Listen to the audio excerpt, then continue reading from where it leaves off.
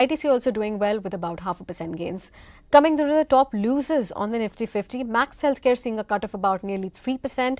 Eternal also seeing a cut of about 2.7%, where brokerages have given a thumbs up to Swiggy's second quarter performance. So you can see some profit booking taking place for Eternal.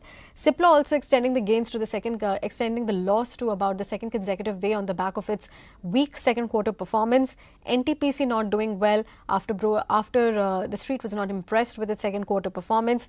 Both the top line and bottom line has been quite flattish for NTPC, which is why you're seeing decline of about 2% for the counter as well.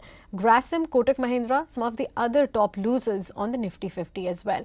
But yes, let's now go across to understand how the market looks like for the long term and how you should build your portfolios. Let's quickly get on board with Anil Rego, founder and CEO, Right Horizons, joining me.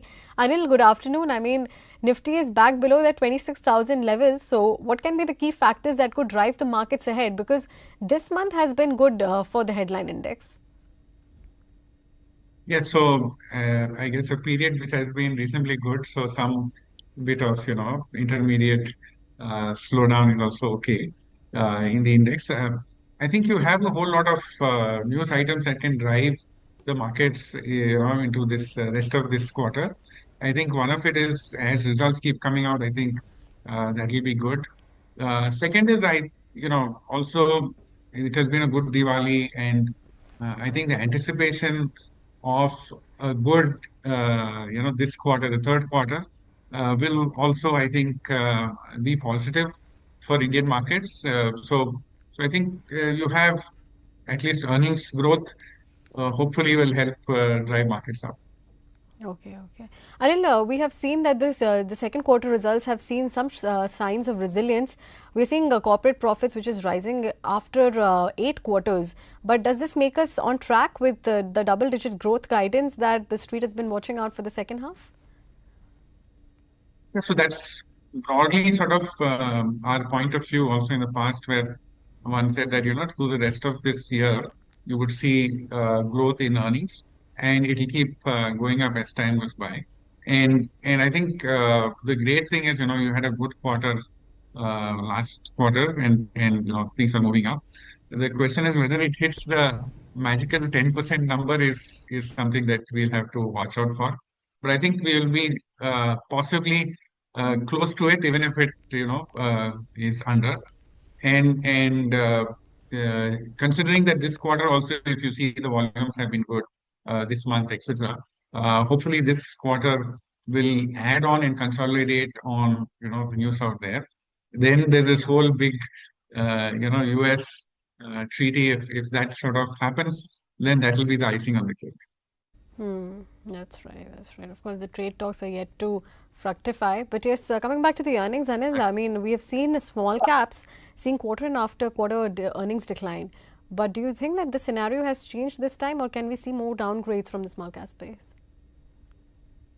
No, I think this time hopefully should stabilize, but I think the real stabilization should come in either in this quarter or the next.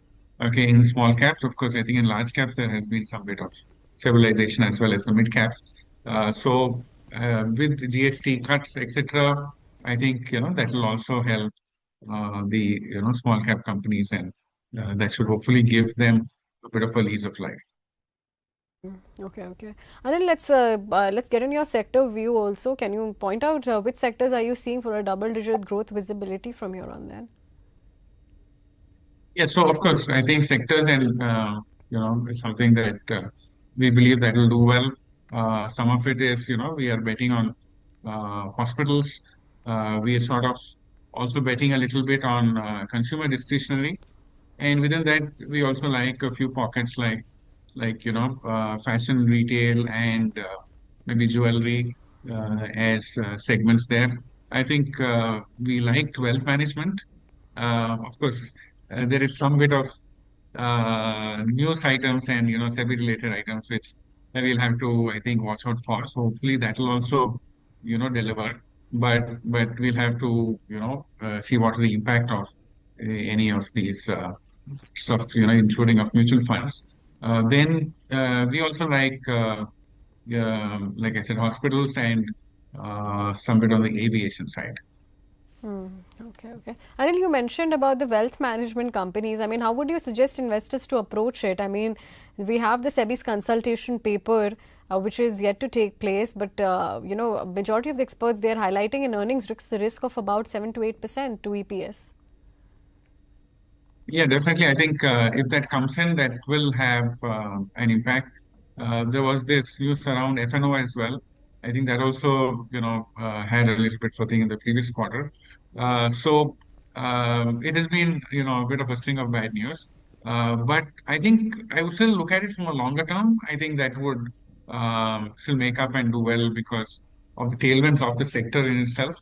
I think the penetration, of India, for example, if you see professionally managed, the percentage of professionally managed wealth in the US is say 75%, whereas in India it's 15%. So there is definitely scope in the long term. Like I said, in the short term, one needs to watch. So I think what an investor can do is not, allocate fully to the sector, even if one is looking to do.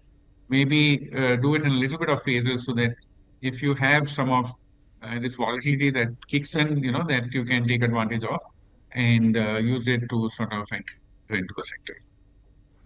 Okay, okay. Anil, what about the IT sector? I mean, we did see a sharp fall in terms of valuations, and the Q2 results has still panned out well in terms of what the street was estimating.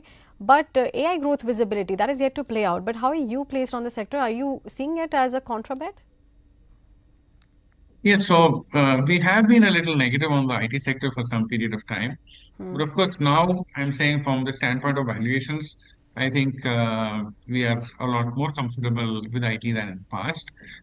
Yeah, so we are not, our companies are mainly IT services and not directly benefiting from AI.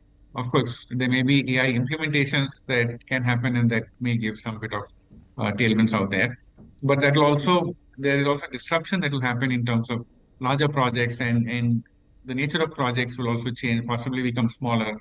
I think when it's AI-based projects, even smaller, companies can sort of deliver faster and smarter. So I think from that standpoint, one will still be a little cautiously optimistic on IT services. But I think just from the standpoint that it has been a long correction and valuations also have come off quite a bit, and the performance of the companies are not too bad. I think that on a selective basis, you can look for companies hopefully which are able to get some, have a larger exposure to say AI type of projects, etc. I think those are companies that one can sort of focus on. Okay. Anil, just one last question before I let you go. I mean, you mentioned that you are bullish on wealth management companies and aviation, but apart from that, anything that you're conservative on? Yeah, so at this point of time, I think one may just want to watch out for let's say the pharma side. Okay, so and but broadly, I think from a sectoral thing, I believe that we have taken a pause right now. So one is not seeing any great sectors which are under there's some risk, so to say, from coming off because many of them, the sectors which did very well also have come off and you find that even IT services, which has been under pressure, has also come off. So I think since we've had a bit of a price correction already, I'm not as sort of negative, on too many sectors. Okay. All right, Anil, with that, we have to let you go, but thank you for connecting and joining with us.